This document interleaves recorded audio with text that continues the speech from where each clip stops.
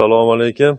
Bugun 9-iyun 2025-yil O'zmilliybank Marhamat filiali tomonidan O'qchi MFY hududida 493-kontrga yer maydoni tanlab olinib, ushbu maydon 36 ta fuqaroga biriktirilgan.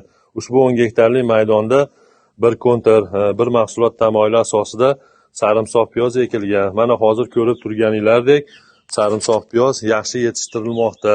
Ushbu 493-kontrga O'qchi yoshlar kooperativi, ishlab chiqarish kooperativi biriktirilgan.